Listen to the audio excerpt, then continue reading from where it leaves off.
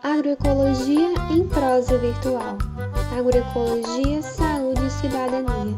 Ações do Núcleo de Extensão Rural Agroecológica NERA pelo Bem Viver.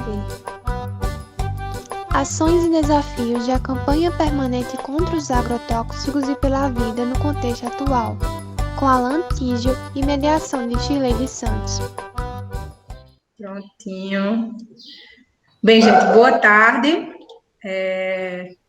Eu sou Shirley, né? Vocês já conhecem, mas a gente vai deixar disponível, né, no YouTube. Então, sou professora do curso de agroecologia, coordeno um programa de extensão onde a gente faz esses diálogos entre saúde e agroecologia.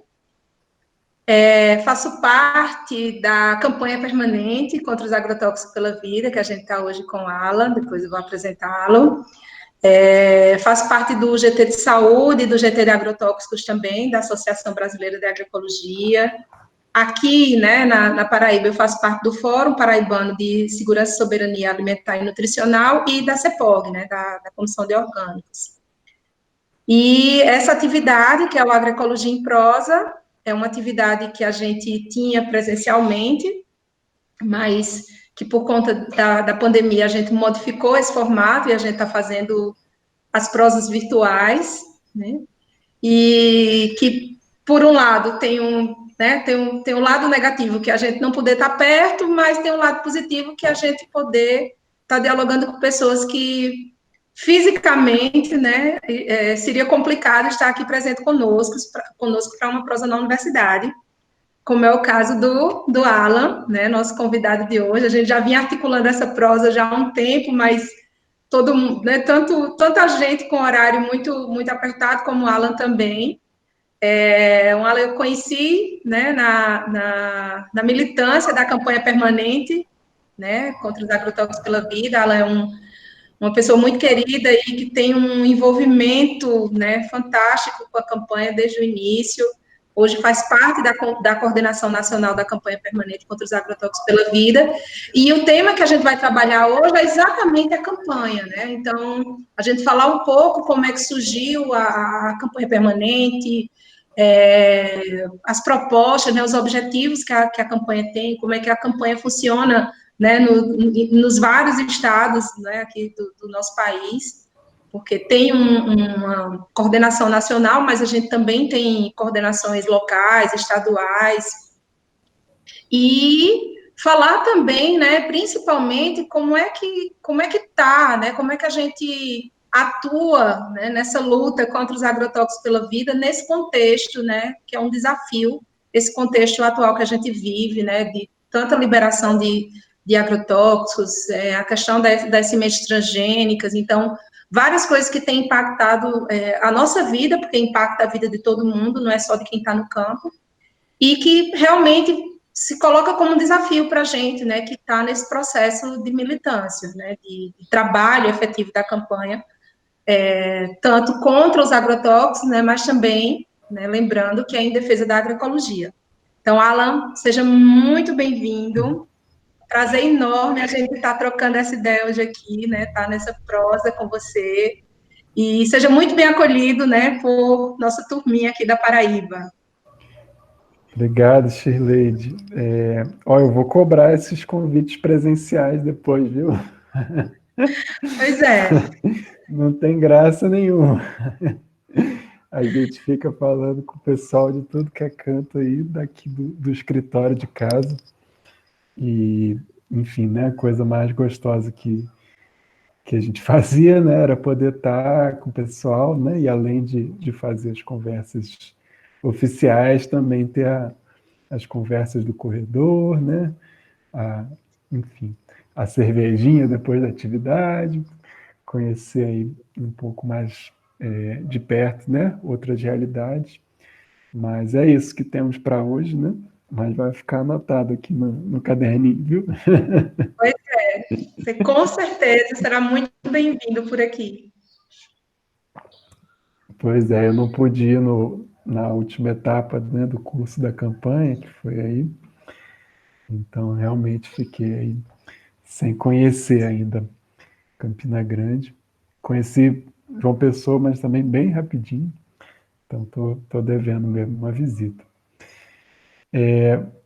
Bom, eu vou começar, né, fazendo uma introdução aqui, sei lá, que eu não quero também ser muito extenso, porque eu acho que é mais interessante que seja uma prosa mesmo, né? Mas mais para trazer alguns elementos também para animar vocês aí, para a gente ir fazendo, né, colocações e dialogando aí com a realidade aí de vocês também. Então, antes de falar da história da campanha em si, né, eu acho sempre importante a gente lembrar que a luta contra os agrotóxicos no Brasil, ela existe mais ou menos desde que existe agrotóxico no Brasil, né?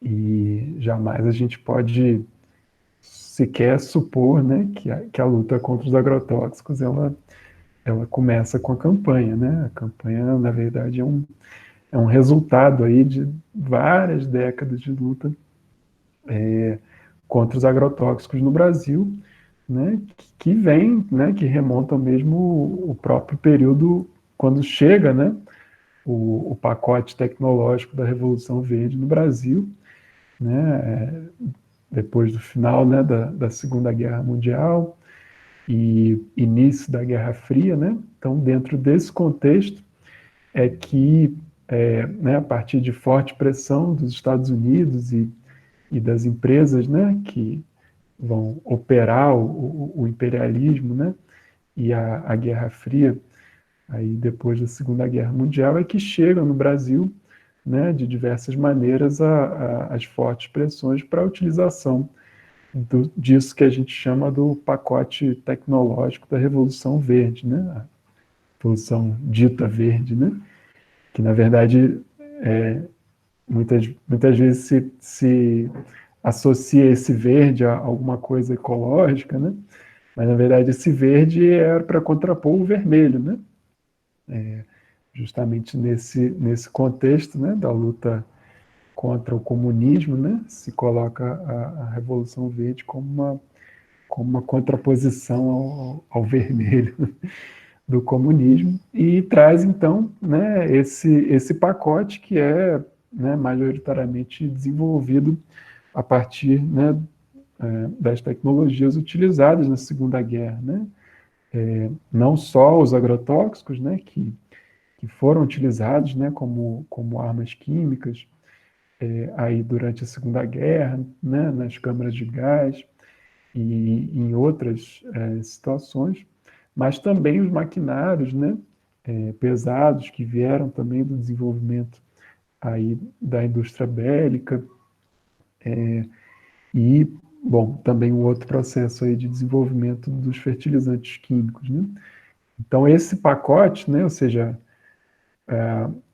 os fertilizantes químicos sintéticos, né, os agrotóxicos, o maquinário pesado e um pouco depois as sementes melhoradas, né, híbridas, isso tudo se conforma, né, nesse pacote tecnológico que vai sendo implantado no Brasil a partir de uma série de políticas públicas, né, que vêm aí pressionadas pelos Estados Unidos, né, a partir de assistência técnica e incentivos financeiros, né, à adoção dessas tecnologias.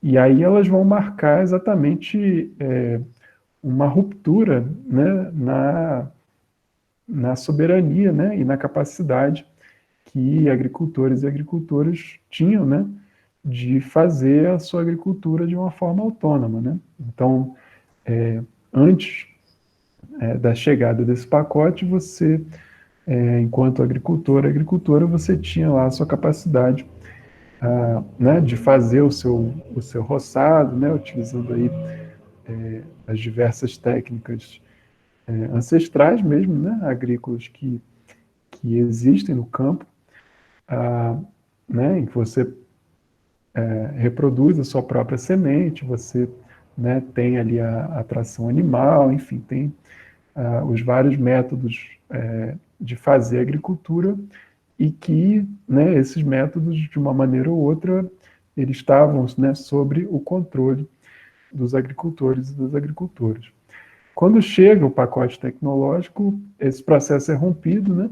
E você tem, então, você passa a ter uma agricultura dependente desses insumos, né? Dos agrotóxicos, das sementes, naquele momento, sementes híbridas, dos maquinários pesados e também dos fertilizantes químicos sintéticos. Então, a agricultura deixa de ser uma atividade autônoma, né? E passa a depender de insumos externos que são fornecidos por essas, né, pelas grandes multinacionais que vão aí representar também esse braço do imperialismo norte-americano.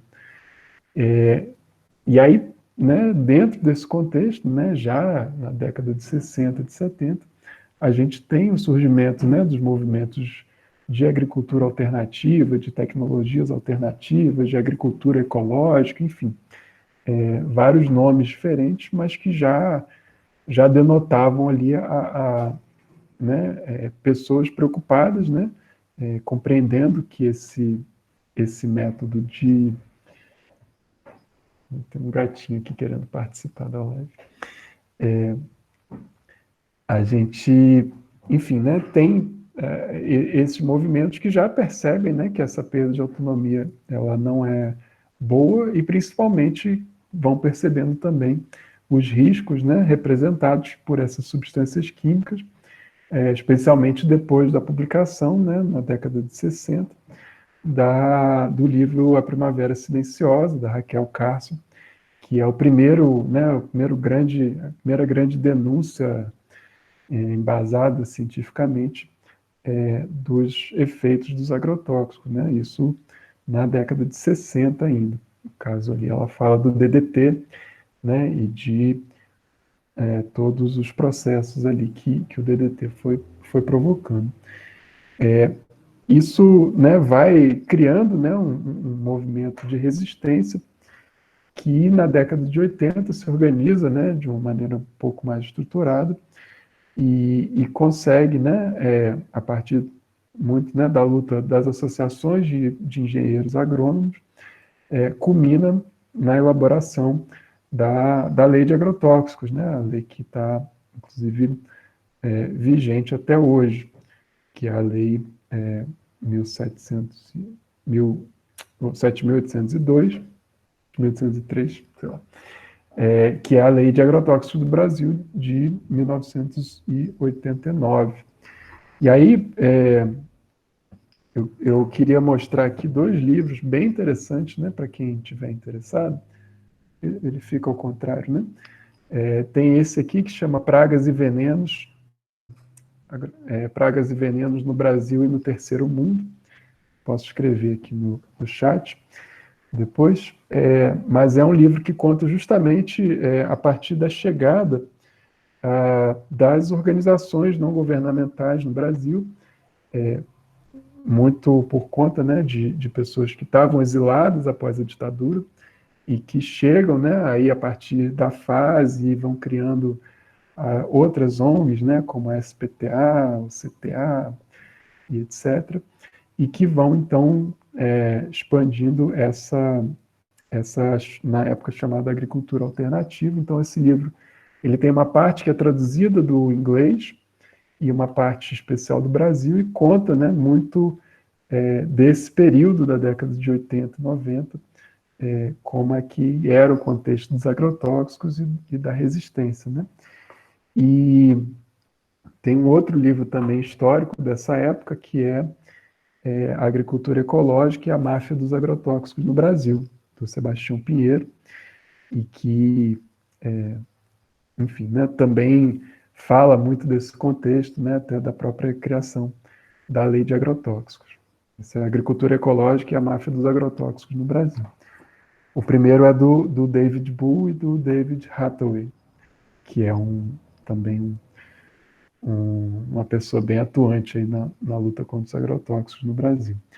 Então, nesse contexto, né, essa luta e essa resistência aí, né, pela criação de um outro tipo de agricultura, ela cria o caldo, né, para que na década de 2000 a gente tenha aí o surgimento da Articulação Nacional de Agroecologia, da Associação Brasileira de Agroecologia também, e do estabelecimento da agroecologia, né, e aí já com esse nome, agroecologia, que é um nome que vai se estabilizar mais aí a partir da década de 2000, com essa pauta, né, se colocando como uma pauta central de vários movimentos sociais de luta pela terra também, né? Então, quando o MST, o MPA, enfim, o MAB e outros movimentos aí ligados, né, à Via Campesina também assumem a agroecologia enquanto uma bandeira central, né, e não só a luta pela terra, né, a partir dessa compreensão de que a reforma agrária ela deveria ser feita não só, né, repartir a terra para seguir usando, né, o modelo químico dependente, o pacote tecnológico da Revolução Verde, mas a terra teria que ser repartida para a produção de alimentos saudáveis, né, e que essas áreas de reforma agrária teriam que ser áreas de produção de saúde, né, e não de produção de doença.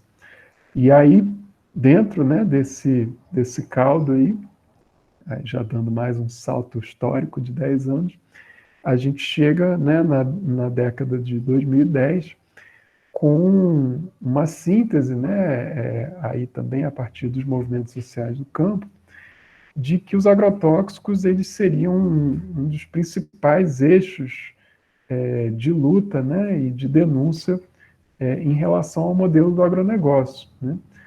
Então, né, existia naquele momento já a compreensão de que havia uma disputa de modelos de agricultura, né, de um lado, né, o modelo da agroecologia, do outro lado o modelo do agronegócio, químico dependente, do latifúndio, da produção de commodities, da exportação, enfim, né, de todo esse contexto de implantação e implementação do capitalismo no campo,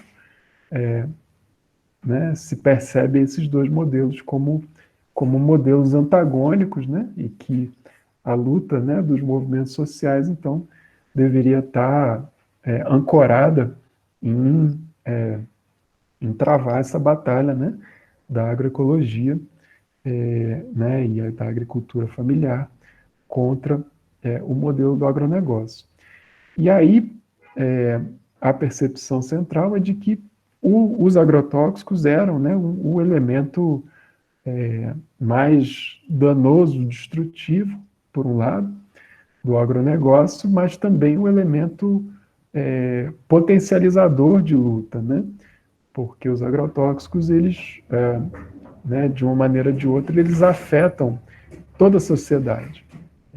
Os agrotóxicos, eles conseguem muito facilmente ser percebidos como um problema não só de quem está no campo, mas de quem está na cidade, que vai comer alimentos contaminados, que vai tomar água contaminada e que vai, enfim, também sofrer as consequências dos agrotóxicos, né?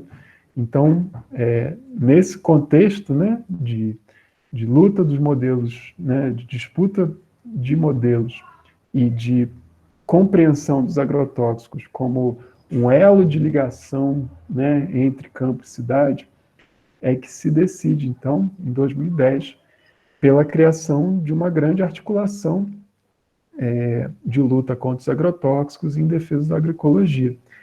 E essa grande articulação, então, ela recebe esse nome, né, de Campanha Permanente contra os Agrotóxicos e pela Vida. Então, campanha, né, no sentido de um instrumento, de uma ferramenta de mobilização, né, contra os agrotóxicos.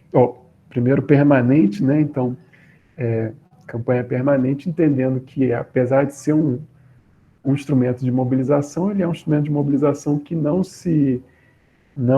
tem uma duração determinada, né? Quando a gente fala campanha, normalmente a gente está falando de um período, né? Campanha eleitoral, campanha, enfim, por alguma coisa específica. Mas quando a gente explicita, né, a campanha permanente, a gente explicita também essa ideia de que é uma luta de longo prazo, uma luta que não vai ser vencida facilmente, né? Bom, a campanha permanente contra os agrotóxicos, né? Claro, mas também pela vida, né? Como a Shirley falou no começo, dando essa intencionalidade, né? De que, se por um lado a gente está fazendo a denúncia, né? Dos males, né? Enfim, dos prejuízos causados pelos agrotóxicos, a gente também está fazendo um anúncio, que é o anúncio de que outro modelo é possível, e não só possível, mas extremamente necessário, né? Então, tentando, né, combater essa ideia do agronegócio, né, de que, enfim, né, os modelos hegemônicos, eles tentam sempre vencer pela força, né, e tentando se colocar como o único modelo, né? E a gente diz, não, né? Existe um outro modelo, e esse modelo é o modelo que é pela vida, pela agroecologia. Então, em 2010, se decide, né, pela criação dessa grande articulação, que vai ser, então, lançada oficialmente, né, no dia 7 de abril de 2011. E aí, o dia 7 de abril, ele tem um simbolismo muito importante, porque é justamente o Dia Mundial Internacional da Saúde. E aí isso é um aspecto muito interessante, né? Porque a campanha, né, dentre as várias dimensões que os agrotóxicos, enfim, né, que a gente pode olhar a questão dos agrotóxicos pela dimensão da agricultura, pela dimensão da química, pela dimensão da nutrição, né? Existem vários olhares, né, temáticos que a gente pode fazer em torno dos agrotóxicos, mas um deles a gente percebe como mais importante do que os outros, né, em termos de comunicação, de mobilização, que é o eixo da saúde, né? E não é à toa que, né, nesse momento de criação da campanha, dentre as várias organizações, né, que participam dessa construção, a gente tem, né, a Fiocruz, né, a Fundação Oswaldo Cruz, né, uma das principais instituições de pesquisa e ensino, né, e desenvolvimento em saúde do Brasil, e também, naquele momento, o Instituto Nacional do Câncer, né, que já tinha, né, naquele momento, um posicionamento bem claro também em relação a essas conexões entre os agrotóxicos, né, e o câncer, né? Então, a campanha ela é formada, né, como essa articulação, que depois a gente também vai compreender até muito mais como uma rede, né, formada aí por várias organizações que, de uma maneira ou de outra, vão trabalhar, né, seja no nível nacional, seja no nível local, seja no nível regional, em alguma dessas dimensões da luta contra os agrotóxicos. E aí, nesse período, né, que hoje já abrange aí quase 10 anos, inclusive ano que vem, estamos preparando as celebrações desses 20 anos, ou desses 10 anos, a gente foi, né, construindo, né, essa campanha a partir, né, desses vários eixos, né, de atuação. E aí eu vou falar de alguns deles, para também não alongar tanto, mas alguns que são mais centrais, né? Então, acho que o primeiro eixo, né, que é importante da gente compreender é justamente o eixo da comunicação, né?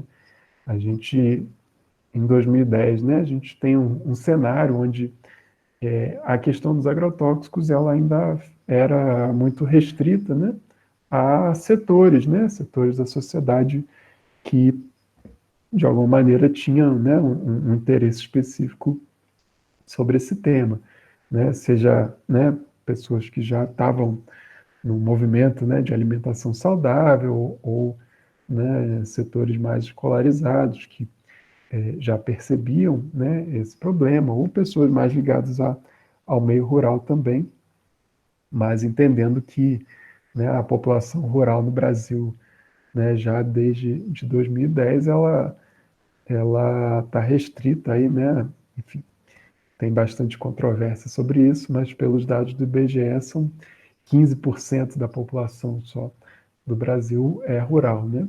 Então, o eixo da comunicação, ele se torna, né, muito relevante justamente porque se compreende que naquele momento, né, o mais importante era comunicar à sociedade brasileira de que, né, a produção de alimentos no Brasil estava sofrendo um processo intenso de envenenamento, né, e ao mesmo tempo de que existia uma outra força, né, uma outra corrente aí construindo um outro tipo de agricultura.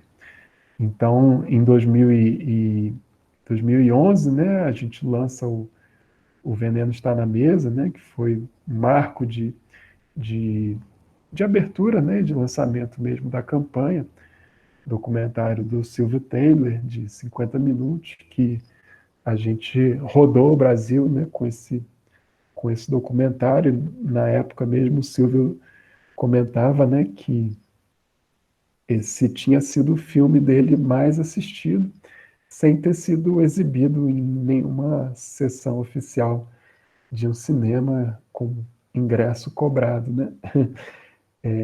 A gente na época teve, né? Ainda em 2011 a gente ainda não tinha uma difusão tão grande, né? Das plataformas digitais aí de vídeo. Então foi feita, né, uma impressão de DVDs com esse vídeo e cada um botou o DVD debaixo do braço e foi passar o filme em igreja, assentamento, acampamento, enfim, qualquer lugar onde tivesse um projetor, um computador, estava passando filme e fazendo debate, né? Então esse filme foi, né, para além de um instrumento de comunicação, ele foi um instrumento de mobilização, justamente pelo método, né? Que não foi simplesmente um vídeo lançado no YouTube ou lançado no cinema, mas sim um vídeo que, né, foi para a mão aí de milhares de militantes pelo Brasil afora e que foram multiplicando isso. Então foi um processo muito importante, né? E esse tempo de 50 minutos também foi bem acertado, né? Porque é um tempo que permite uma exibição com debate, né? É o tempo também de um tempo de aula, né? Então, muitos professores utilizaram esse sala de aula. E aí, né, enfim, depois a gente faz a continuação, né? O Veneno Está na Mesa 2, e, né, falando um pouco mais sobre a questão da agroecologia, e segue, né, nessa mobilização da comunicação, buscando, né, não só a partir, né, desses filmes, mas também de vários outros materiais que foram sendo produzidos, buscando, né, de alguma maneira, traduzir o conhecimento científico produzido pela academia, né? Então, nessa rede, né, que conforma a campanha, a gente tem, né, desde os movimentos sociais, enfim, movimentos de consumidores, sindicatos urbanos, rurais, mas, né, uma parcela expressiva aí de pesquisadores, né, de universidades e centros de pesquisa, e que, né, a campanha encontra nesse conhecimento científico já construído também uma ferramenta de comunicação, né, a partir de uma espécie, né, de tradução desse material científico para linguagens mais populares, né? E esse processo resulta também lá em 2015 no lançamento do dossiê Abrasco sobre impactos dos agrotóxicos na saúde. Então, o dossiê ele é um calhamaço de, sei lá, 500, 600 páginas, em que a gente, né, por um lado, consegue jogar ele em cima da mesa, fazer bastante barulho, e dizer que naquele momento, né, onde havia ainda muitos questionamentos, que, né, havia provas científicas suficientes para dizer que os agrotóxicos fazem mal à saúde, por um lado, e por outro lado também, né, difundir esse conhecimento, né, o acesso a essas pesquisas, aos dados, para uma parcela mais ampla da sociedade, né? Esse livro também, né, até hoje, é uma referência muito importante, não só para textos acadêmicos, mas também para textos de comunicação, jornalística, né, sobre, né, como realmente uma base de referência para você dizer, ó, agrotóxico faz mal e não sou eu que estou dizendo isso. Tem esse livro aqui gigante para falar isso. Então, né, depois, né, a gente passa aí por um período intenso, né, de luta legislativa, né, contra a aprovação, né, do chamado pacote do veneno e pela aprovação, né, do Programa Nacional de Redução de Agrotóxicos, né, isso vai pautar aí a nossa atuação lá de 2016, 17, 18, e quando também, né, uma grande ação de comunicação foi feita com a plataforma Chega de Agrotóxicos, né, que está ainda hoje no ar, já coletou 1.700.000 assinaturas, né, que é um número absolutamente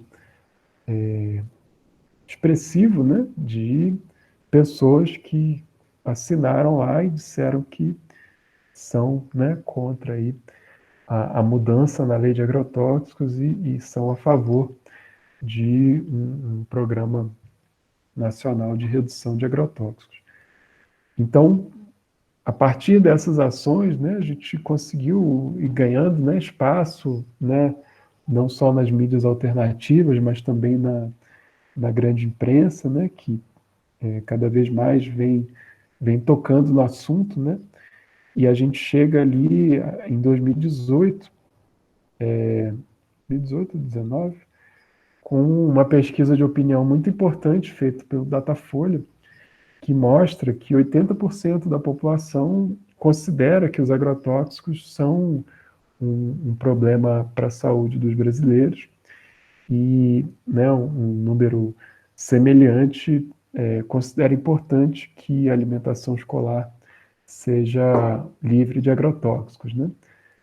Então, isso é uma mudança muito grande, né? Claro, né, mais uma vez, não é o trabalho na campanha contra os agrotóxicos que fez isso, mas é um movimento, né, da sociedade brasileira que, ao longo, né, dessa última década, foi, de alguma maneira ou de outra, tomando consciência disso, né? É claro que existem várias nuances aí, né? Existe todo também um movimento elitizado, né, de consumo de orgânicos, de preocupação com a sua própria saúde, que é muito forte também, mas não podemos negar, né, que esse avanço, né, da compreensão em geral da sociedade sobre o problema dos agrotóxicos é positivo.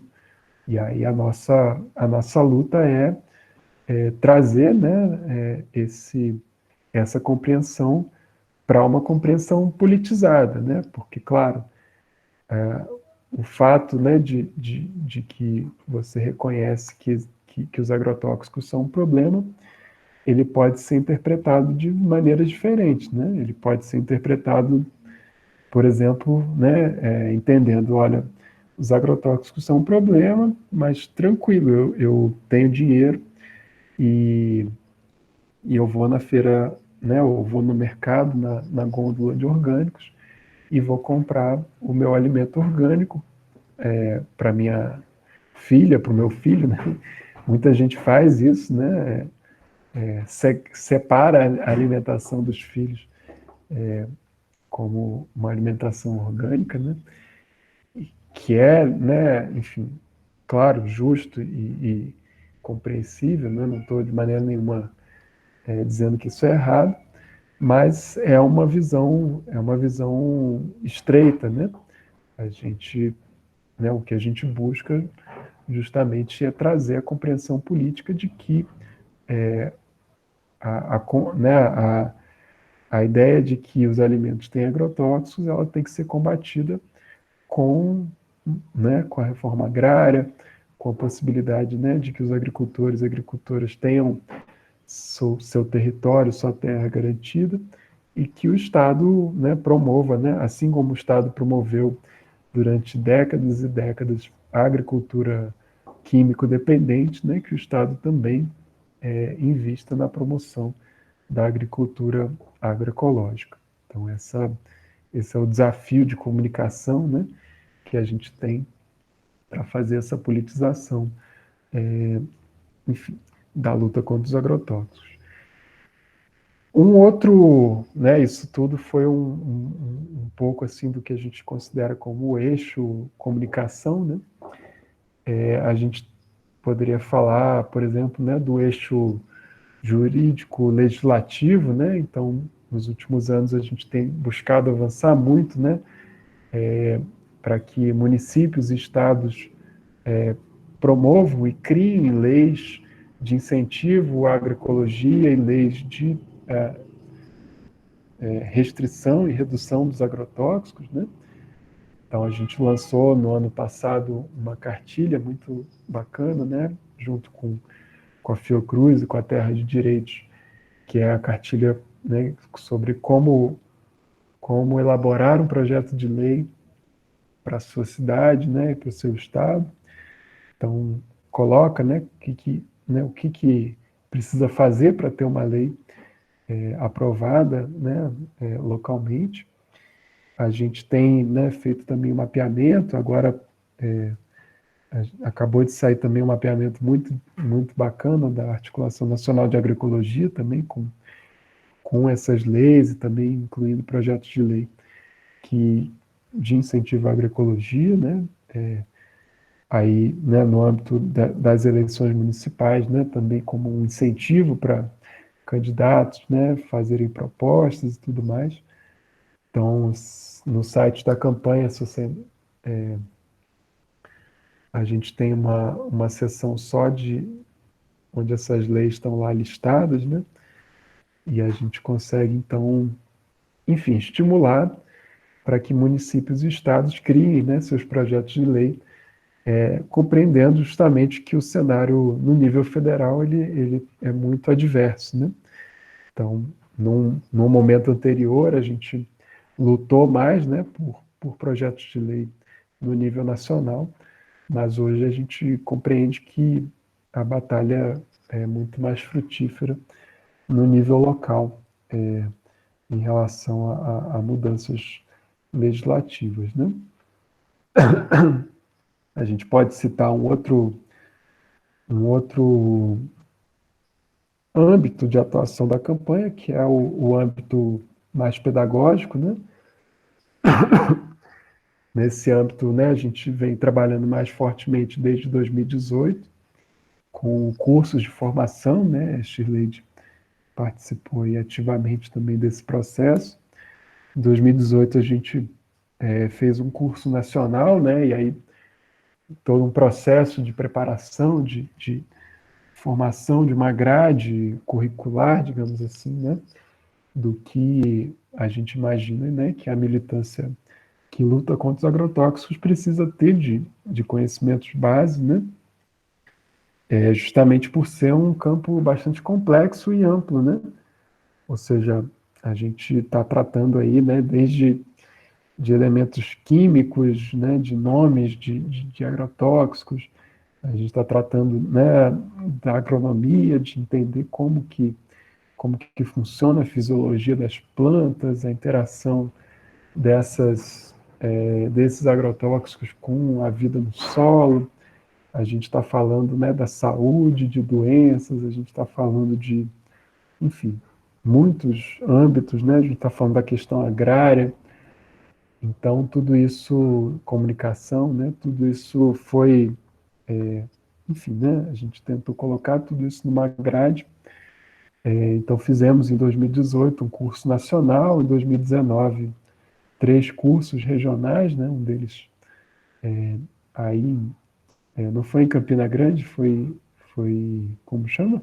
Em Lagoa Lagoa Seca. Seca. É vizinho, Isso, vizinho, inclusive, ao nosso campus, que foi no centro de formação lá do MST, isso. que é vizinho do campus onde temos o curso de agroecologia, onde a galera estuda.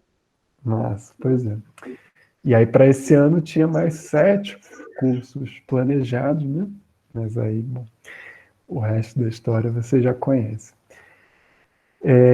Né, como também processo de formação, a gente fez durante esse ano, né, uma série de lives, né, abordando vários temas, trazendo aí especialistas para conversar com a gente, né. Shirley fez, né, você participou de uma delas, né, de uma Não, dessas lives? não. Dessas, eu participei da aba. A gente Ah, tá. fez, sim, parceria com a aba. Isso, verdade. E aí a gente, enfim, foi o que deu para fazer esse ano, né? Mas a gente pretende aí, né, o quanto antes voltar aí com esses processos de formação presenciais. É isso, gente. Eu acho que já falei um bocado, né? Daria para ficar aqui mais uma vida falando do que a gente tem feito, mas a gente tem esse cenário hoje, né? Que vocês todos vêm acompanhando e uma série de pautas aí, né? Que a gente vem tratando mais recentemente, né? A questão do paraquat, a questão do trigo transgênico, a questão das liberações de agrotóxicos e a questão da isenção de impostos, né, que também está aí na pauta de votação do STF. E aí, enfim, podemos ir conversando sobre cada uma dessas pautas, mas acho que já falei demais aqui. Queria abrir, então, para vocês fazerem colocações aí para a gente seguir aqui na prosa. Isso. Eu já coloquei aqui no chat para a galera, quem não quiser falar no microfone, né, mas aí que possa colocar questões. Seu Edson conseguiu voltar da consulta? Pronto. Tá tudo bem? Foi. O médico é amigo, é um médico muito legal, muito bom. Ele perguntou logo qual era a comida, o que é que eu comia. Foi bem interessante.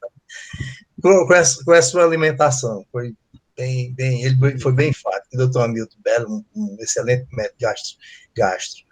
Bom, Alain, quando você falou da questão da reforma agrária, e foi quando se pensou em reforma agrária, dividir a terra, se pensou só em dar-se a terra, dividir a terra. E a função maior, que até você foi bem claro, mas foi bem rápido, que não adianta você só dividir a terra, né? Você teria que dar condições a quem receber a terra de sobreviver com ela, de trabalhar com ela, de fazer, porque eles fizeram um investimento muito alto nas grandes propriedades, muito dinheiro foi aplicado nos grandes, o crédito era muito grande, eu lembro disso, eu trabalhei com isso, inclusive, mas para o pequeno era um crédito bem difícil por conta da garantia, por conta das exigências que se faziam para dar esses créditos e assistência técnica praticamente inexistente. Como é que você focaria e pensaria uma reforma agrária hoje, né, nesses termos modernos que nós temos hoje, mais moderno do que na época quando eu comecei, que foi na época de 72, comecei no banco, aí era uma época mais complicada. Você trabalhava onde? Desculpa, Edson. Eu trabalhei no Banco do Brasil na carteira, fui fiscal do Banco do Brasil durante mais de 20 anos, viu, meu amigo? Revolução Verde, tudo isso aí eu acompanhei. Isso já, as meninas já sabem aí, aquele pacote tecnológico obrigatório, aquilo tudo. Eu participei disso ativamente, porque eu era o fiscal e era obrigado, a gente era praticamente obrigado. E se o cara, não vou como dizer, os meninos já sabem disso, Shirley, mas a gente, enquanto liberava o dinheiro, era o fiscal, era quem liberava, a gente liberava o dinheiro para ele ir ao cara que vendia lá não o produto químico, que na época já não era muito pouco na época, né? Em 82, na verdade. Mas sim o adubo químico, né? Foi quando começou-se a usar muito nitrogênio, fósforo, potássio, esse NPK, e isso a gente praticamente obrigava, ou ele usava, ou então a gente praticamente fazia o financiamento para ele. Nessa época, Alan, Edson, ele foi nosso aluno do curso técnico, né, em agropecuária, e hoje é nosso aluno em agroecologia, mas nessa época Edson não, assim, trabalhava com essa parte do banco, né, Edson, mas não tinha uma relação como você tem hoje, com o estudo, né, disso, tanto da agropecuária como da agroecologia. Chile tem um detalhe bem importante, tinha dois agricultores na região lá, na Bahia, na cidade chamada Crisópolis, inclusive tem uma igreja histórica lá, Crisópolis, a cidade, tem dois agricultores que eles não usavam. E ele dizia, eu não vou usar isso aí, que isso aí não faz bem. Tinha dois senhores lá, eles não vou usar. Aí ele pegava e dizia, seu Paraíba, ele chamava seu Paraíba, ele ia lá e ia me deixar no banco a produção dele, de macaxeira, de inhame, de laranja, de alguma coisa que ele produzisse lá, ele dizia, ou ele pedia para eu buscar lá, ou ele me deixava. Ele disse, não coma isso, esse negócio não é bom. E ele falava, tinha dois produtores, era um senhor, ele era até de Salvador aposentado, e outro senhor lá. Esses dois eram orgânicos desde essa época. Isso eu posso dizer, posso confirmar.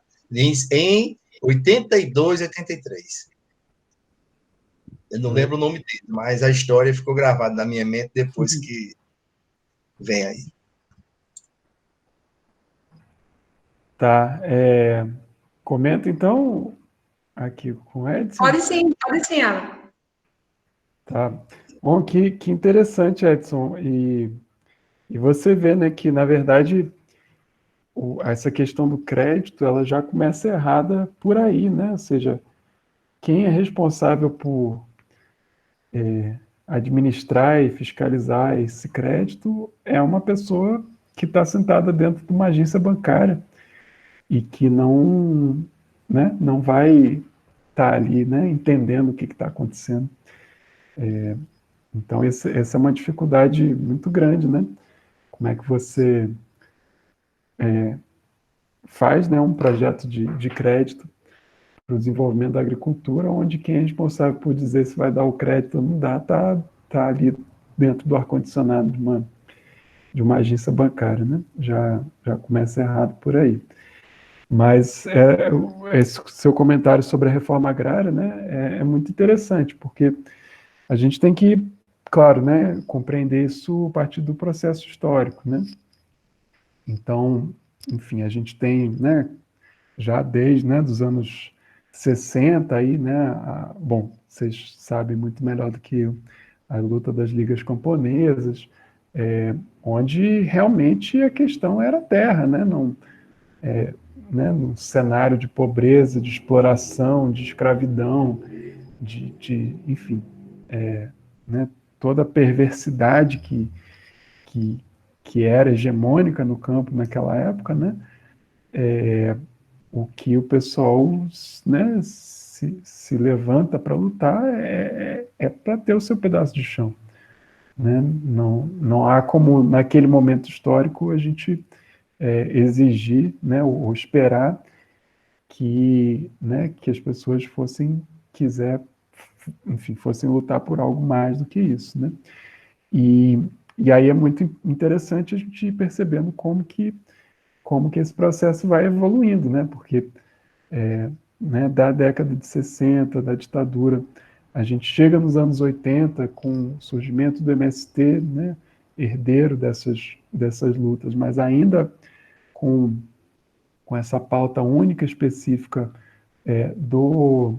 da divisão de terra, né, porque, claro, também naquele momento a situação não tinha mudado ainda muito, né? E aí, né, o próprio MST vai evoluindo, né, essa compreensão do que é a reforma agrária, né, inclusive baseado nas experiências de reforma agrária de outros países, né, como o próprio Estados Unidos, que fizeram uma reforma agrária nos moldes capitalistas, né, ou seja, uma reforma agrária que é muito boa para o capitalismo, porque quando você divide a terra, né, você dá mais espaço para a produção, mais espaço para a gente estar ali consumindo, né, e girando a roda do capitalismo. Então, essa compreensão vai evoluindo até que, né, em 2014, né, no 6º Congresso Nacional do MST, se levanta, então, a bandeira da reforma agrária popular, né?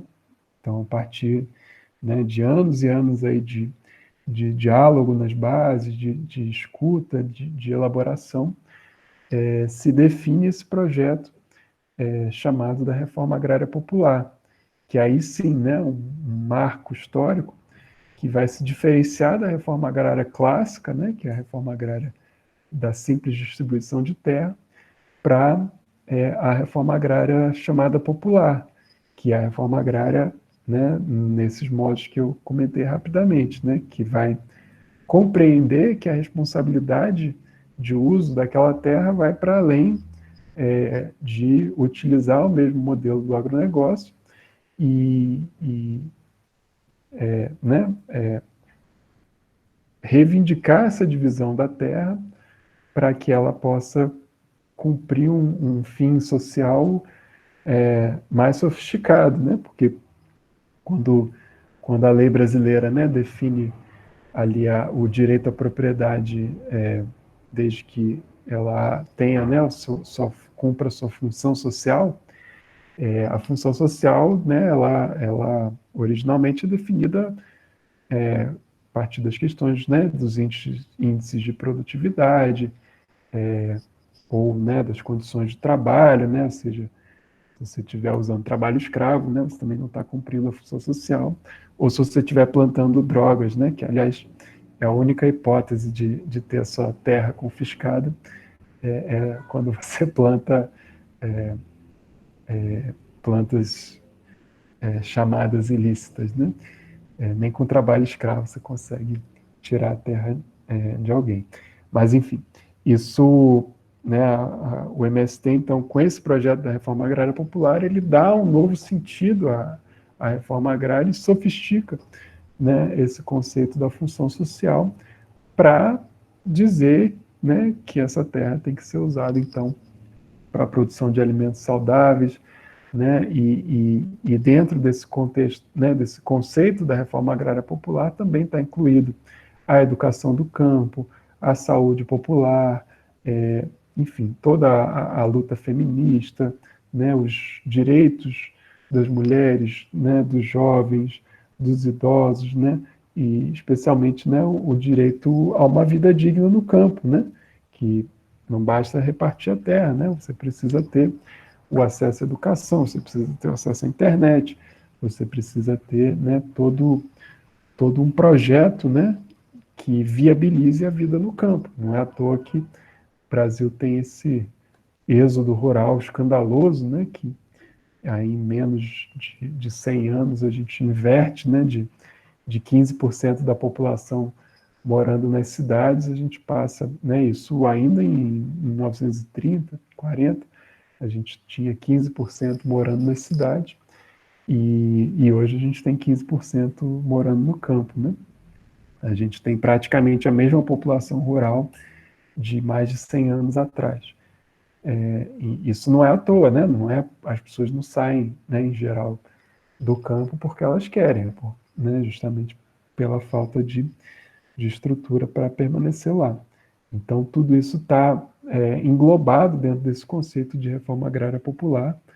E aí, né, acho que tem bastante material, né, se você quiser olhar no site do MST, aprofundando mais um pouco esse debate da reforma agrária popular. Mas, né, é importante compreender como um processo histórico mesmo, né, de tomada de consciência coletiva, né? E não uma elaboração de intelectual, né? Uma elaboração de acadêmica, enfim, né? É de fato uma elaboração coletiva social. Marcelo. Eu queria voltar um pouquinho, Alan, para a questão da comunicação. Eu vejo, por um lado, né, e eu acho muito interessante você trazer para a galera como foi criado o nome da campanha, né, que isso tem todo um contexto, né, como vocês falou, de ser campanha, de ser permanente, de ser contra os agrotóxicos, mas não só ser contra os agrotóxicos, mas ser a favor da vida, né, ser pela vida, e isso a gente sabe que realmente traz um apelo social muito forte. Onde a gente chega, que a gente fala da campanha, que pessoas não conhecem a campanha, e quando entendem o que é a campanha, o que é que a campanha defende, né, o que é que a campanha denuncia, e o que é que a campanha defende ou anuncia, como é o caso da agroecologia, as pessoas concordam, elas podem até discordar em alguns pontos, quando a gente vai falar, tipo, com quem defende o modelo de produção convencional, né, que vem lá com as justificativas por que vai usar determinados agrotóxicos, não, mas tem que usar com cuidado, enfim, mas a história do apelo pela vida, né, não é um apelo, mas da ideia da campanha, né, de ser pela vida, de ser a favor da vida, de ter essa relação direta com as questões relacionadas à saúde, isso é muito forte, né? Quem está chegando, Deco. Bem-vindo, Deco.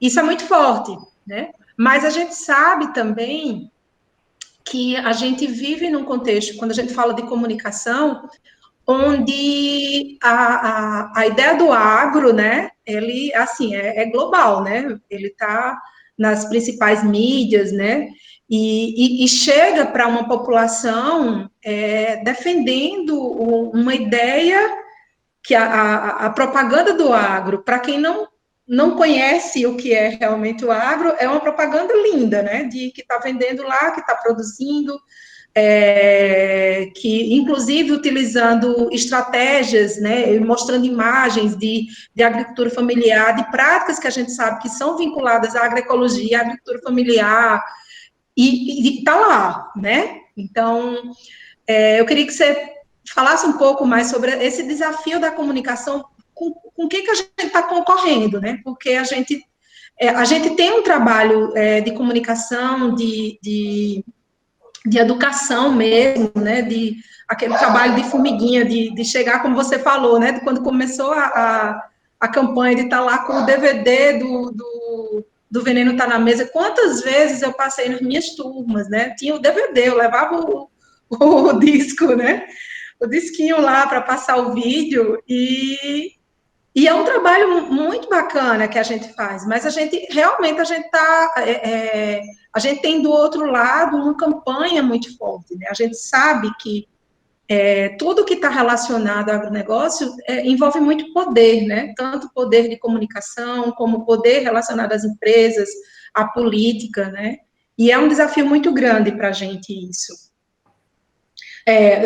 Jussiele, que é uma aluna nossa, está até colocando aqui, né? Como se agro fosse bom, né?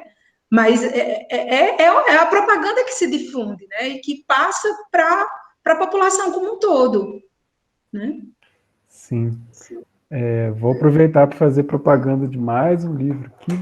Até botei o link aqui enquanto a Shirley falava, que é o Agronegócio e a Indústria Cultural, que é um livro da Ana Chan, uma militante do MST, se não me engano foi a tese de doutorado dela, e ela explica, né, exatamente um pouco disso que a Shirley perguntou, né, a gente está lutando contra o quê, né?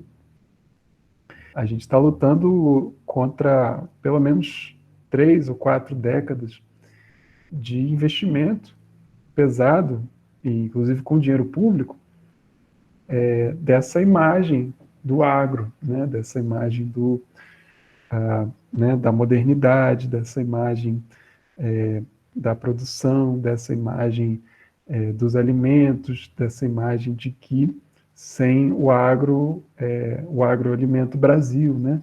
A imagem da fome, né? Ou seja, de que se não houvesse o agro, haveria fome, né?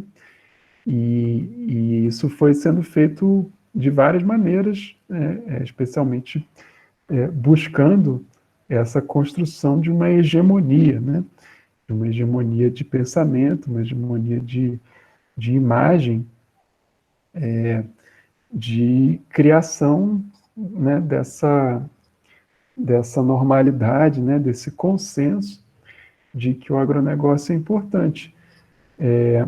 Mas o agrotóxico é ruim, eu sei, assim, né, eu sou a favor da vida, mas sem agrotóxico não dá para produzir, o agronegócio emprega muita gente, então, assim, não tem o que fazer, né? Então, essa é a construção discursiva e que a Ana Chan vai mostrar que isso não foi feito assim da noite para o dia, né?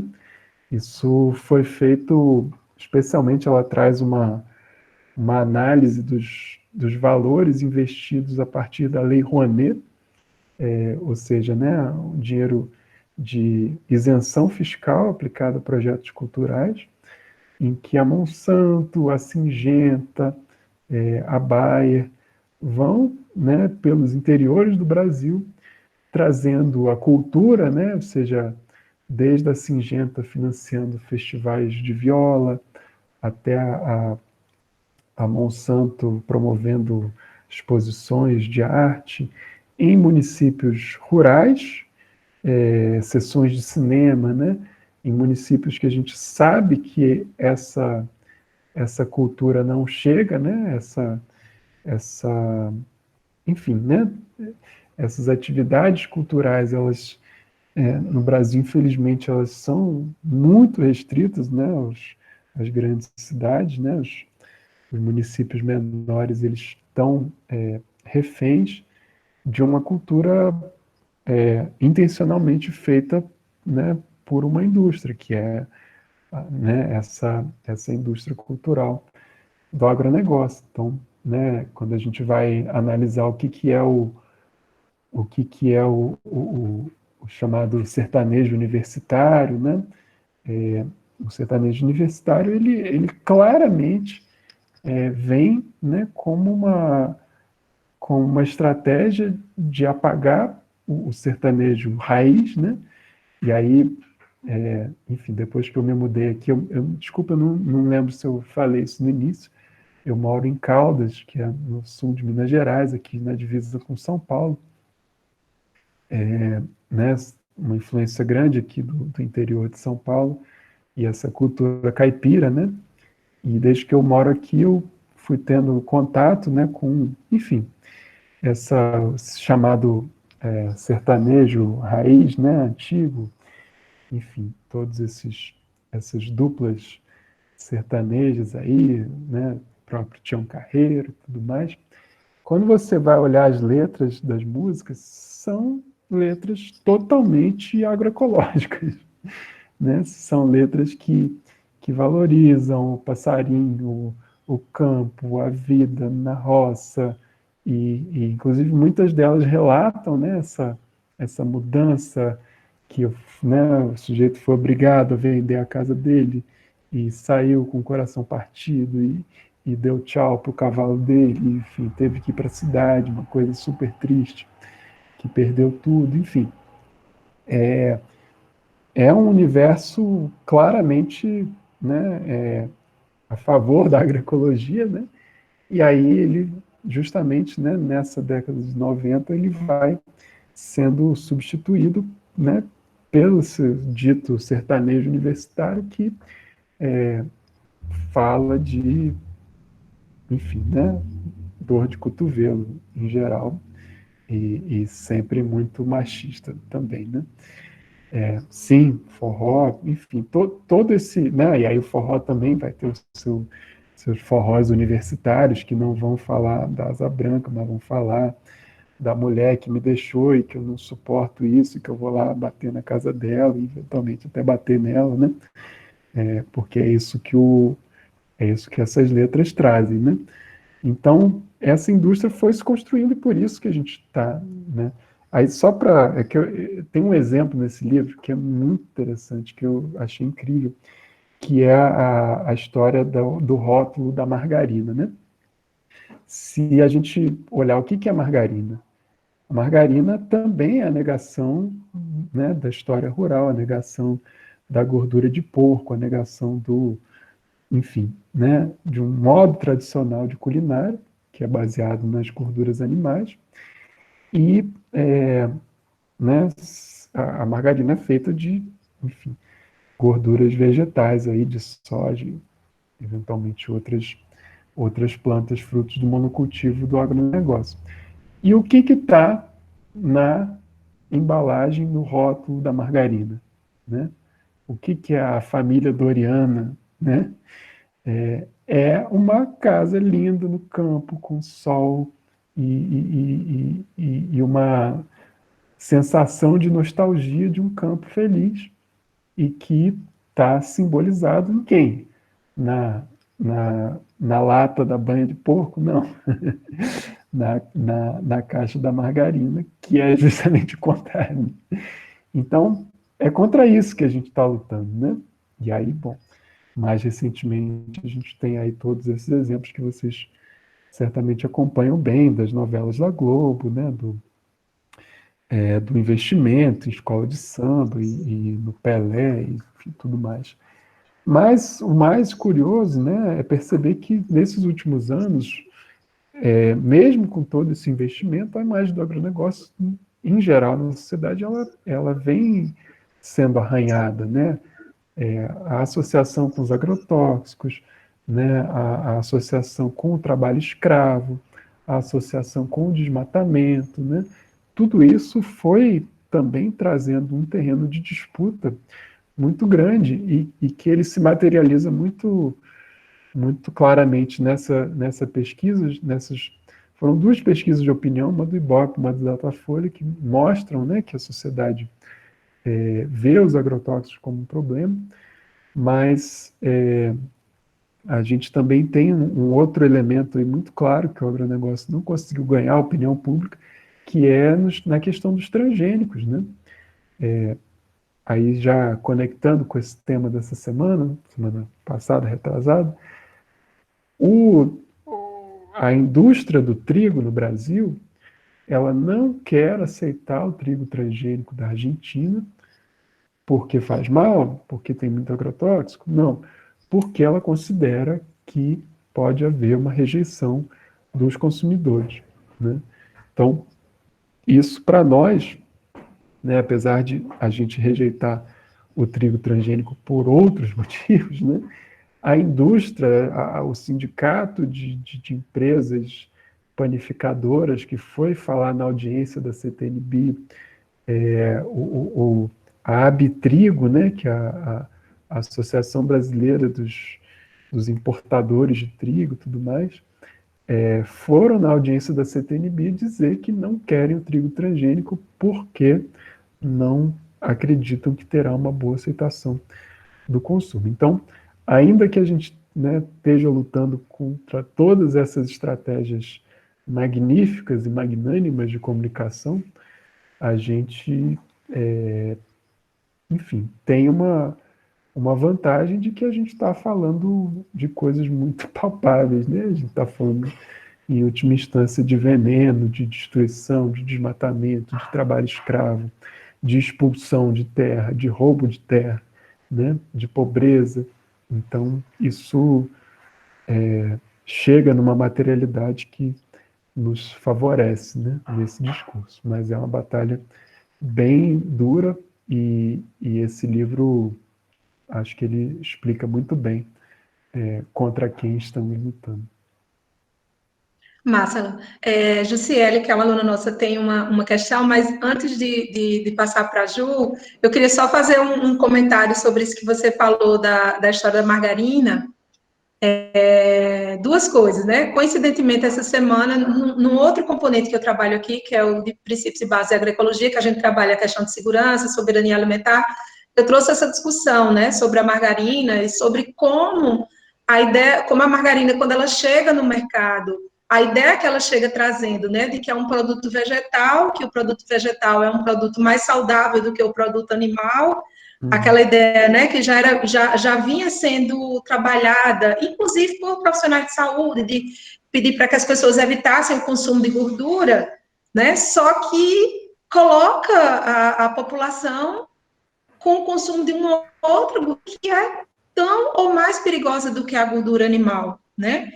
Porque é uma gordura que ela é sintetizada no laboratório, ela não tem, a margarina você não tem como reproduzir em casa, você não faz, você pode fazer, aprender a fazer uma manteiga em casa, uma margarina não, porque ela precisa de uma estrutura, né, para fazer a hidrogenação, ou seja, para fazer com que a gordura vegetal, que ela é líquida, né, na temperatura ambiente, ela fique sólida, né? E uma outra coisa interessante também sobre que aí essa imagem do rótulo que você fala, que você falou, eu lembro de uma propaganda que passou não tem tanto tempo, eu acho que uns 5, 6 anos. Na época eu estava fazendo um trabalho aqui na nossa universidade, a gente tem um projeto que se chama UAMA, que é a Universidade Aberta à Maioridade, e é um curso voltado para idosos e idosas, né? Então, são 2 anos de duração, eles vêm para a universidade e a gente trabalha uma série de temas. Lá no nosso campus,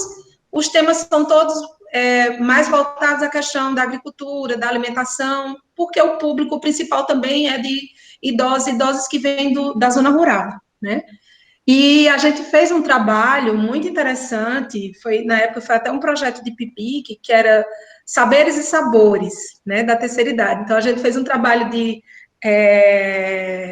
resgatando receitas, né, estimulando a memória desses idosos, dessas idosas para falar sobre a alimentação, o preparo do alimento, enfim.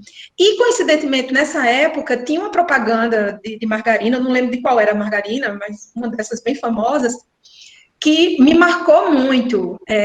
A pessoa chegava na casa, provavelmente da mãe, que era uma senhora, e queria a receita que ela estava fazendo. E o segredo da receita que ela estava fazendo não era a receita em si, era a margarina. E o que é que ela pega? Ela pega um livro de receitas, coloca no chão, e ela se pisa nesse livro, quer subir para fazer tipo um batentezinho, né? Para alcançar o segredo da receita, que era a margarina que estava em cima do armário. E assim, eu achei muito simbólica essa propaganda, né? Um simbolismo terrível, né? Que é o livro de receitas, que era o que deveria ser a tradição, deveria ser o segredo, ele está colocado ali no chão para servir de apoio apenas para que pegue o que era o segredo de verdade, que era a margarina. E eu lembro que eu trabalhei essa propaganda com a turma, e é uma coisa que eu acho que se eu não estivesse trabalhando com isso, talvez eu tivesse passado despercebido na propaganda, mas me chamou exatamente a atenção a forma como a gente retira aquilo que é tradicional para trazer o moderno, trazer aquilo que é novo, né, aquilo que a tecnologia, né, porque a margarina é tecnologia, né? A banha não é tecnologia, a banha é tradição, né? A banha você tá lá, né? A manteiga também, né? Você saber fazer uma manteiga é uma coisa que vem passando, né? De geração em geração, não é tecnologia, né? Enfim, mas só para fazer esse comentário que me chamou a atenção quando você falou desse. Eu não tenho esse livro, Alan. Da expressão popular, vale muito a pena. Eu já tinha visto esse acho que até no congresso, ano passado, quando eu fui ao congresso da ABA, eu tinha visto lá no stand da expressão popular, mas eu não comprei, eu não tenho, e agora você falando, me deu vontade de ler. Mas vou passar para a Jussiele, que quer fazer uma pergunta. Eu coloquei o link aí, Shirley, porque esse debate, só meio parênteses aqui, esse debate que você falou, né, da margarina sendo trazida como uma coisa saudável, isso tem a ver com outro escândalo, né, que foi publicado também há um tempo atrás, que foi como a indústria do açúcar subornou cientistas desde a década de 60 para colocar toda a culpa, né, dos problemas cardiovasculares na gordura animal e livrar o açúcar disso, né? E aí tem... Essa é uma matéria bem bobinha até de um negócio de carne, mas foi um artigo publicado, né, numa revista mostrando, desde a década de 60, como que houve essa fraude científica, né, partindo da indústria do açúcar, para dizer como que o culpado pelas doenças cardiovasculares era só a gordura animal e, portanto, passar aí para a ideia da margarina. Fala, Glauciane. Não. É Glauciane? Não, boa noite, sou eu, Jussiele. Jussiele, É. política Jussiele. Boa noite, gente. Boa noite, Alan. Boa Minha noite. pergunta, eu queria saber, assim, porque a tentativa toda do agrotóxico de mostrar que esses produtos, eles são bons para a gente, inclusive com a margarina, com as propagandas que a gente vê na televisão. Aí eu queria entender, assim, para vocês, qual a maior dificuldade? Se é realmente o agrotóxico com essa necessidade toda, até porque essas pessoas têm muito recurso, tem a bancada ruralista, tem essa série de problemas que a campanha tem que enfrentar, ou se é a população consumidora em relação aos preços, que às vezes a população ela não tem acesso ao produto orgânico. Eu queria entender, assim, para vocês, até na tua visão mesmo, Alan, qual é a maior dificuldade da campanha?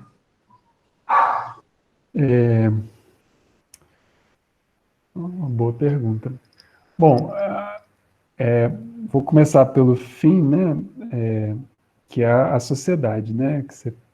Se o problema são as pessoas, o preço e tal.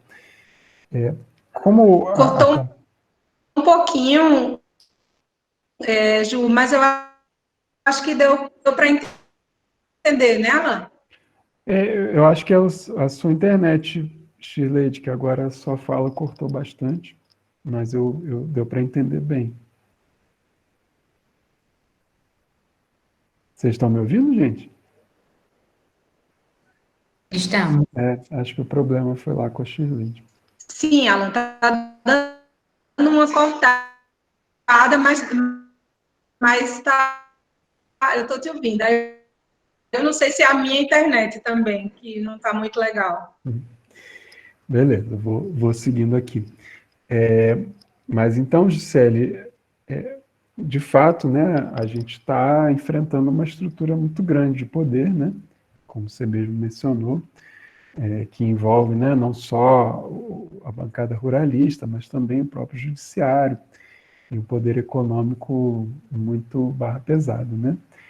E aí, nesse sentido, existe, né, mas não é a nossa linha, uma tendência de colocar, enfim, o fardo, né, sobre isso no consumidor. Não, culpa é do consumidor que não quer comprar orgânico, que não vai atrás, etc. Mas a gente entende que, né, esse sistema do agronegócio, né, que enfim, envolve todas essas cadeias aí de poder, é ele que, enfim, né, que coloca essa situação, né? Tanto, por exemplo, do pequeno agricultor ter que usar agrotóxico porque o fiscal do Banco do Brasil só vai dar o crédito para ele se tiver a nota fiscal do veneno, né? Ou, enfim, né, as famílias de ultra baixa renda que só vão conseguir comprar, enfim, um miojo saindo mais barato do que uma verdura, né? Ou para ficar no exemplo da margarina, né? A gente vê a diferença de preço que é a margarina de uma manteiga, né? Muita gente compra margarina não porque acha bom, porque quer. A maioria das pessoas compra margarina por causa do preço, né? Então, não é a questão, né, da sociedade, ela, claro, né, ela tem que ser trabalhada. A gente tem, por exemplo, dentro da campanha, grupos de consumo responsável que vão, né, viabilizar a venda e a compra direta dos agricultores, os CSAs, os circuitos curtos de comercialização, as feiras agroecológicas, tudo isso é fundamental, e é fundamental que os consumidores se organizem, né? E aí isso acho que isso é uma das grandes tarefas aí que a gente tem, é a organização dos consumidores. Mas a nossa luta, não há dúvidas, que é contra contra essa estrutura, né, do agronegócio. E aí a gente luta com as nossas armas, né? A gente busca, em períodos eleitorais, como fizemos agora, né, incentivar a eleição de parlamentares que defendem a agroecologia. A gente, né, busca trazer informação para a sociedade para que esse modelo do agronegócio ele possa ir sendo cada vez mais enfraquecido, né? E também vamos buscando as vias jurídicas, né? Então, mencionei rapidamente, nesse momento está na pauta do STF o julgamento da ADI 5553, que é referente às isenções fiscais de agrotóxicos no Brasil, né? Então, um dos grandes absurdos que a gente tem hoje é que agrotóxico não paga imposto, né?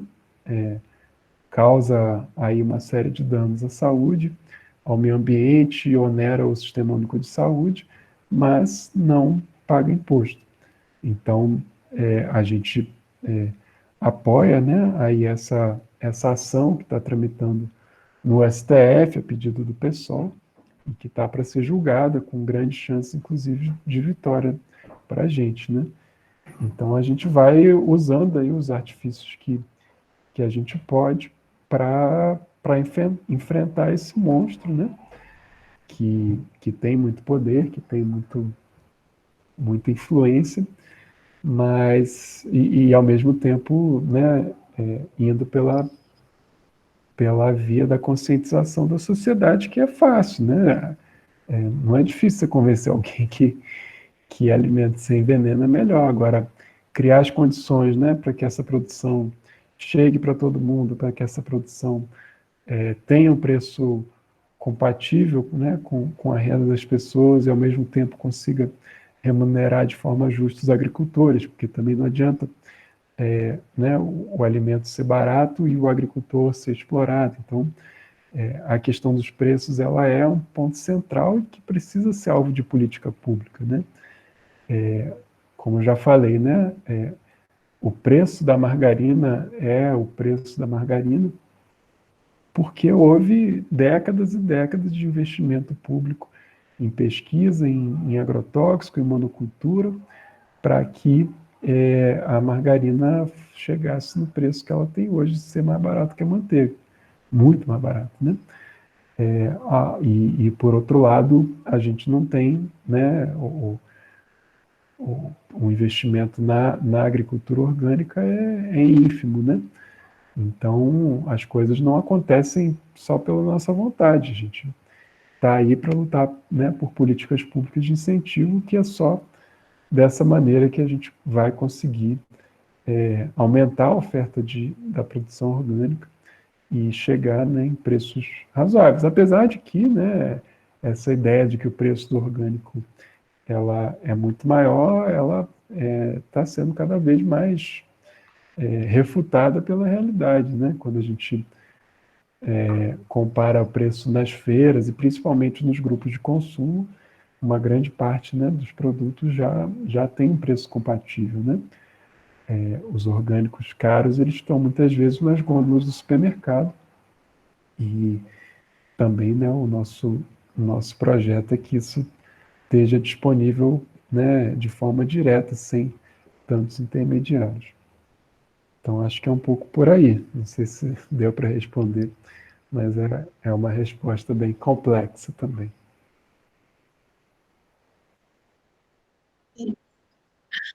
Glauciane colocou alguns comentários aqui, né, isso a gente já ouviu muito, inclusive, eu lembro de das lives da campanha permanente que eu assisti, e, assim, choveu de comentários, né, a galera do agro que foi invadindo lá e colocando que não tinha como produzir sem agrotóxico, que sem agrotóxico não tem agricultura, né, aquela famosa, que ficou tão famosa foto, né, dos estudantes lá, né, mais glifosato, como é? Menos amor, mais glifosato, alguma coisa desse tipo, enfim. São ideias que, infelizmente, circulam por aí, mas é como você diz, né, Alan? Para boa parte da população, quando você vai conversar, que você vai falar sobre perguntar, você quer consumir um alimento com agrotóxico ou sem agrotóxico? Obviamente que ela vai dizer que quer consumir sem agrotóxico. Muita gente já sabe, né, dos danos, dos impactos que essas substâncias causam, né? Mesmo com toda essa propaganda que a gente sabe que tem, né, do agro, enfim, isso que a gente já falou aqui. E outra coisa importante que o Glauciano falou aqui, também foi com relação à questão dos impostos, e quando você estava falando, eu pensei a mesma coisa que Glauciano pensou, né, que no nosso país, agrotóxico não é taxado, né, não tem imposto, mas querem taxar os livros, querem cobrar imposto de livros. Então, são situações assim que são absurdas, né? Então, livro é uma coisa que é para todo mundo ter acesso, né? Que é para facilitar, é para baratear, né? Quantas livrarias, quantas editoras já fecharam, tem risco de serem fechadas, porque a gente tem um país que não estimula, né? As pessoas leiam, né? Para que as Está cortando, Xeneide. pessoas tenham mais educação, mas, por outro lado, né, um estímulo gigantesco à liberação e à produção desses é muito forte, né? Isso, tá Vocês estão me ouvindo? Tá dando uma cortadinha aí, Shirley. Mas... eu acho que é a minha internet. Mas é isso, né? A gente mas tem... uma outra coisa, Diga. Uma última coisa que eu queria que você comentasse um pouco, né, que foi quando você e a Fran, vocês participaram de uma conferência, né, dos acionistas da Baia e da BASF, né? E aí eu queria que você, né, porque foi um espaço muito importante para a campanha permanente estar presente, né? E eu queria que você falasse um pouquinho, né, de como é que foi, né, de como é que foi essa participação, né? Certo. Bom, a gente vem, né, um dos eixos aí de trabalho da campanha, que eu não mencionei porque é muita coisa, mas a gente tem um eixo que é de relações internacionais, né? E essas relações internacionais, elas são bem importantes, né? No sentido de que a gente precisa compreender, né? A gente não consegue compreender a questão dos agrotóxicos no Brasil sem a gente compreender a geopolítica envolvida nessa questão. Então, precisa ficar bem claro, né, que, né, se o Brasil está na situação que está em relação aos agrotóxicos, isso se deve ao lugar que o Brasil ocupa no xadrez mundial geopolítico, né?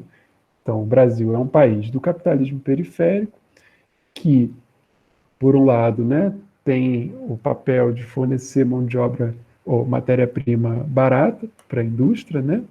Então, seja petróleo, seja minério de ferro, seja as commodities agrícolas, né? A soja, o milho, o algodão, a carne, né?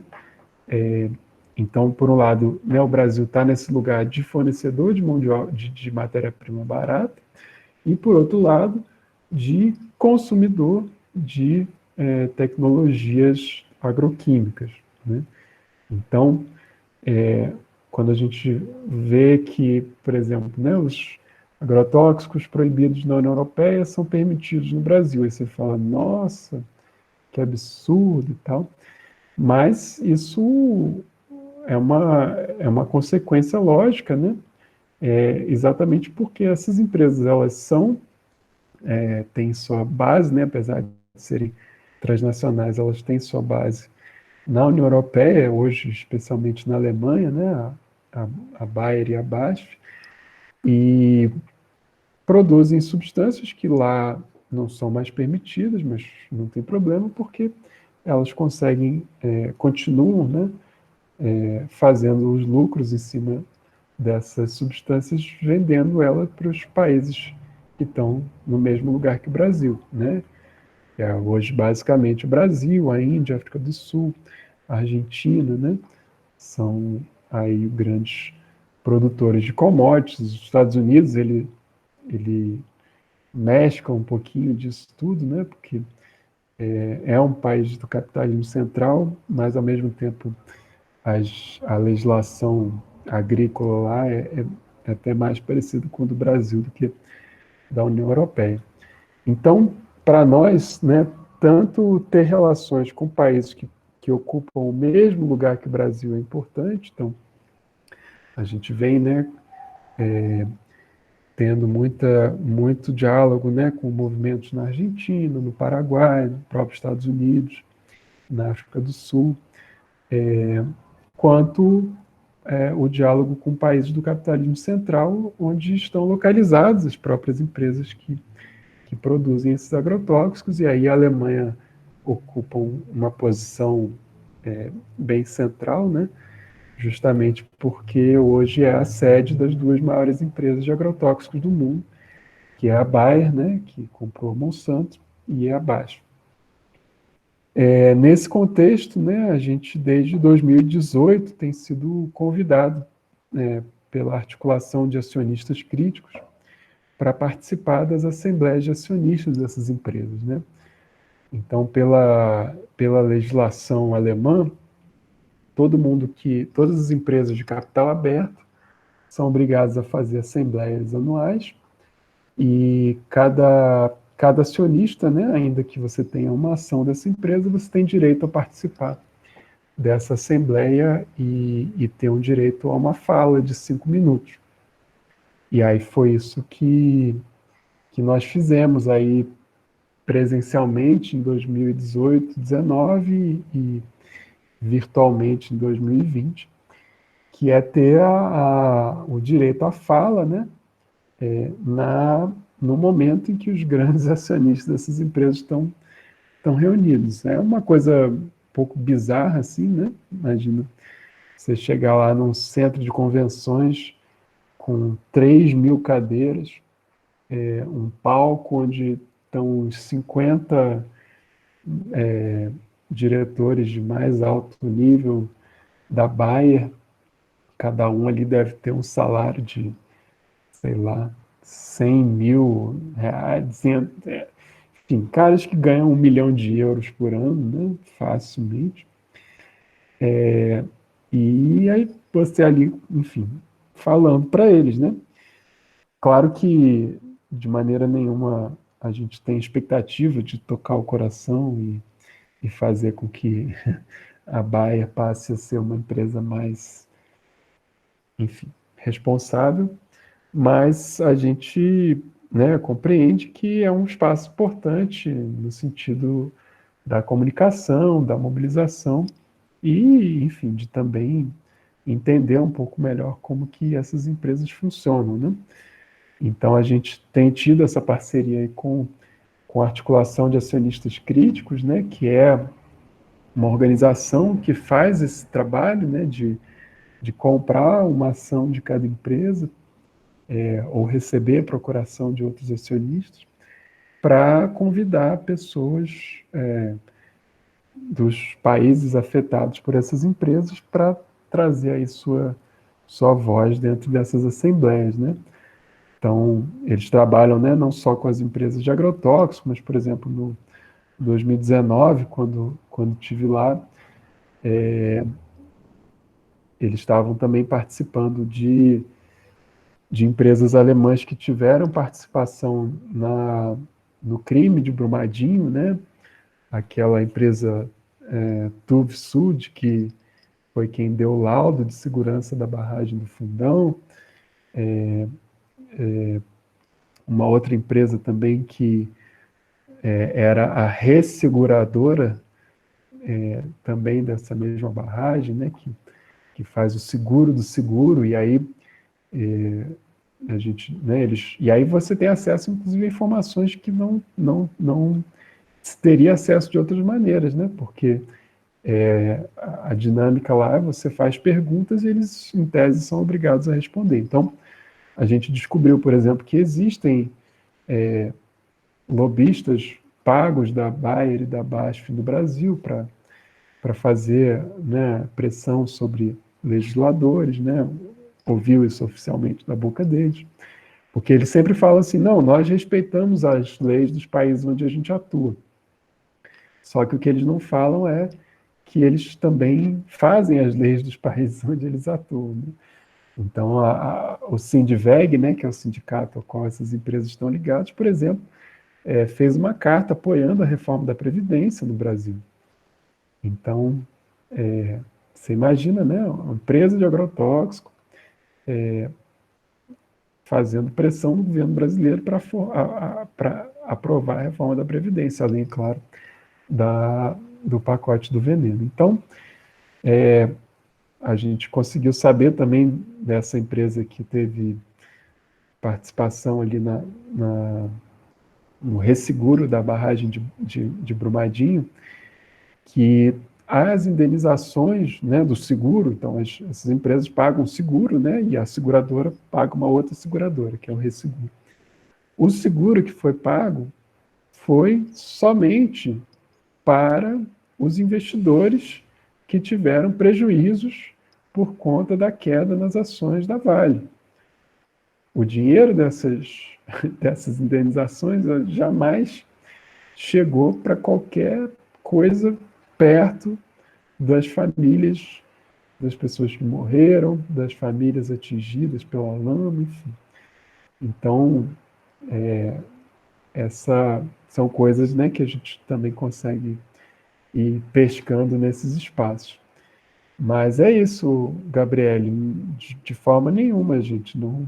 E a gente sempre, né, nessa relação com as organizações lá, a gente sempre deixou muito claro que a gente não estava ali porque a gente estava querendo sensibilizar alguém. Mas, por exemplo, né, a gente tem apoiado as organizações da Alemanha na criação de uma lei que obriga as empresas da Alemanha a cumprirem as leis da Alemanha também fora da Alemanha, né? Ou seja, a Bayer, né, que é proibida de vender, sei lá, a BASF, que é proibida de vender o glufosinato de amônio na Alemanha, que ela também seja proibida de vender o glufosinato de amônia no Brasil, ainda que a lei do Brasil permita, mas ela, como uma empresa alemã, seja obrigada a responder pelos seus atos, inclusive na Alemanha também. Então, tem um projeto de lei nesse sentido tramitando, né, na Alemanha, e que a gente tem apoiado aí da maneira como a gente pode, para que, né, por exemplo, a gente, um agricultor ou uma agricultora vítima de intoxicação por um agrotóxico da Bayer possa processar a Bayer na Alemanha, né, e não no Brasil. Então, é nesse contexto que a gente cultiva, né, essas relações internacionais, porque a gente sabe que a questão dos agrotóxicos é uma questão geopolítica e ela é totalmente correlacionada à posição que o Brasil ocupa nesse jogo, né? E a solução, obviamente, né, para isso também tem que passar pelo nível internacional. Isso, Alan, é muito importante, né? Assim, por isso eu fui tentando destacar algumas coisas, né, da campanha que a gente pudesse trazer aqui para a prosa, e eu não queria deixar isso de fora, né, porque eu acho muito importante, né, essa atuação que a campanha tem nessas relações internacionais, e, assim, por mais que, como você diga, né, são 5 minutinhos que você tem o espaço de fala lá, mas isso, para a gente, tem uma repercussão muito grande, né? Para a gente que faz parte da campanha, isso tem uma repercussão muito grande, né? E saber que a gente está ocupando esses espaços também, né? A gente pode não conseguir muita coisa, mas a gente faz zoada, né? A gente está lá e está deixando o registro lá, né? Do que a gente acredita e do que a gente defende, né? E quando você fala dessa história das indenizações, né? A gente não tem como esquecer a questão, o caso, né, do Fabian, e a gente entender que uma indenização para uma família, né, que perde alguém ou que teve alguém atingido por qualquer coisa relacionada a uma empresa, algo desse tipo, a indenização é importante, mas ela não traz a vida de volta, né? Então, a situação do Fabian, que foi terminou ele virando um símbolo, né, da campanha contra os agrotóxicos na Argentina, mas isso não conseguiu recuperar a vida dele, né? Ele teve uma ação, né, contra a Monsanto, enfim, mas a vida foi perdida, né? E a gente não pode deixar de falar sobre isso, né? Eu sempre uso muito aquele pequeno documentário, né, que esqueci o nome dele agora, o fotógrafo lá da Argentina, que fez o custo humano, né, dos agrotóxicos, o Pablo, né? Eu gosto muito de usar o documentário do Pablo, ele é curtinho, mas ele é muito impactante, né? E a gente tem que fazer com que as pessoas reflitam sobre isso. Existe um custo humano, sim, né? Existe um custo ambiental, sim, da utilização dessas substâncias. E, às vezes, as pessoas não conseguem perceber quando isso não impacta diretamente suas vidas, assim, quando o impacto ele vai vir através de intoxicações crônicas, que muitas vezes vão aparecer só ao longo dos anos, quando você já está com uma idade mais avançada, mas quando a gente vê isso acontecendo com pessoas jovens, né, com um impacto maior, assim, numa família, como o caso de Fabian, que ficou emblemático, né, mas quantos e quantos existem? A gente, na aula passada, semana passada, a gente teve um relato de um aluno, ele não está assistindo hoje, mas que ele falou de uma situação que aconteceu na vila, né, que é uma comunidade rural que fica ao lado do campus, do nosso campus, e assim, ficou todo mundo chocado, e é uma coisa extremamente recente, faz 4 anos, um rapaz extremamente jovem, que morreu, e foi muito rápido, assim, era contato com agrotóxicos, né, ele trabalhava numa propriedade. E nada, né, nenhuma indenização, porque a família, na verdade, não teve, mas mesmo que tivesse, isso não vai trazer a vida dessa pessoa de volta, né. Então, eu acho que esse trabalho que a gente desenvolve, da campanha, eu sempre falo muito para meus alunos e minhas alunas, eu digo, hoje, quando a gente está falando sobre a questão dos agrotóxicos, não é mais só uma relação de uma professora dando um conteúdo, né? Um conteúdo que eu vou trabalhar como qualquer outro conteúdo que eu trabalho em outros componentes, mas é uma relação realmente de militância, de você entender aquilo dali como uma causa, né? Como algo que você luta por aquilo dali, né? Luta para que as pessoas cada vez mais tenham acesso a essas informações, né? E a gente, cada vez mais, a gente consiga, né, fazer com que as pessoas, elas realmente tenham o direito a ter uma alimentação saudável, uma vida saudável, né?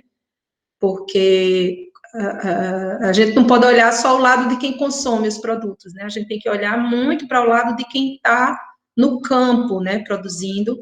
E às vezes é muito cômodo, né, para alguém dizer, eu consumo orgânico, né, como você falou, né, que algumas pessoas já têm essa consciência, eu consumo orgânico, eu tenho condição de consumir orgânico.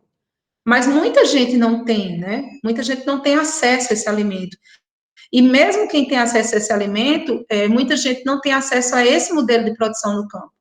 E os agrotóxicos, eles não vão impactar somente as grandes produções, né? Eles estão inseridos na agricultura familiar, eles estão inseridos, né, nos assentamentos, como você falou, enfim, eles estão inseridos, e mesmo quando eles não estão inseridos na produção em si, mas eles estão no ao redor, né, como a gente diz. Às vezes você está lá, uma propriedade pequena que produz de forma saudável, né, que não utiliza essas substâncias, mas ao lado de uma grande propriedade, onde às vezes, como, né, já há relatos, a gente tem, né, de pulverização, enfim, de que impacta uma comunidade inteira ali, não impacta só quem está produzindo, né? Então, são questões muito importantes e por isso que eu queria muito, né, que a gente, né, conseguisse fazer essa prosa, né, a gente já trouxe várias prosas aqui que a gente falou sobre a questão dos agrotóxicos, a gente já teve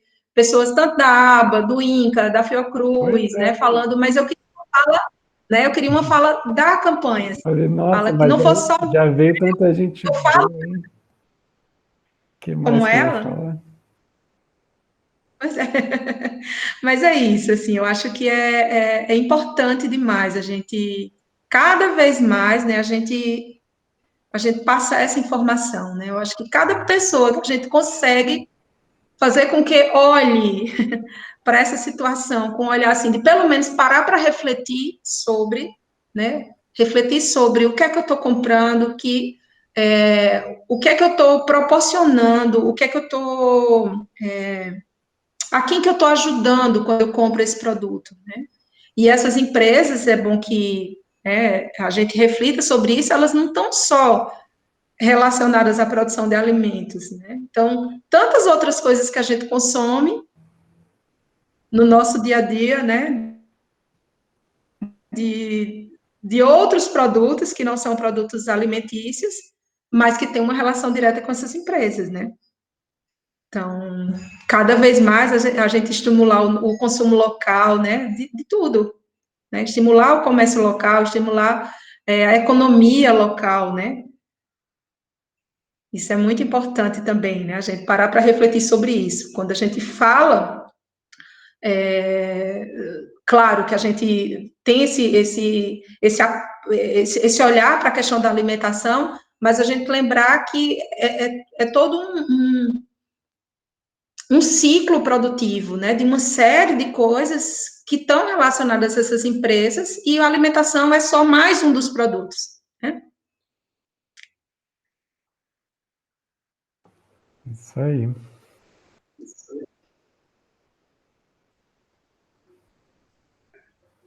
Eu não sei se alguém quer fazer mais alguma pergunta, senão a gente vai encerrando. Então, a gente só agradecer, viu, Chinês? Foi muito legal. Muito bom, Alan. Legal. Nossa, Valeu. foi um prazer Valeu. também conhecer vocês. Aí, poder bater esse papinho, né? Ainda que virtualmente, muito, muito legal fazer essa troca. Mas, tá anotado aqui, viu? Assim que puder, para a gente fazer esse encontro presencial. Assim que Isso puder, aí. né, Alan? Assim que Então, puder, você está aqui com a tá gente. tudo marcado aqui. Só te agradecer também.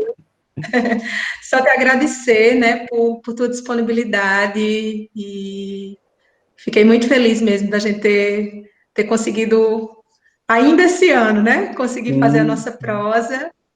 A gente está no finalzinho, né, das atividades desse projeto, mas ano que vem a gente retoma, e a gente já está pensando, independente da questão da pandemia, mas eu acredito que esse modelo das prosas virtuais a gente vai continuar, porque foi muito interessante, né, o que a gente conseguiu fazer, com quem a gente conseguiu dialogar, né, pessoas ao longo desses meses que a gente tem realizado essas prosas, a gente teve participação, tanto como convidados e convidadas, mas também como participantes, pessoas de todas as regiões do nosso país. Isso é muito importante, né, como a gente conseguiu fazer essa troca de saberes, né, esses diálogos, essa prosa, como a gente fala aqui, né, que é o tema mesmo da nossa atividade, que é uma prosa, né. Então, por isso que a gente também faz uma coisa mais descontraída, né, sem aquela coisa tão formal de palestra, ou enfim, né, de webinário, como diz hoje, né, que é seminário virtual. Então, a ideia é essa mesmo, é de prosa, é como, infelizmente, a gente não está perto, mas é como se a gente estivesse perto, né, como se a gente estivesse numa mesa conversando, né, e dialogando com as pessoas. Então, muito, muito obrigado mesmo. beleza. E aí, Eu que deixar agradeço, gente. Isso. Tchau, gente. Boa noite.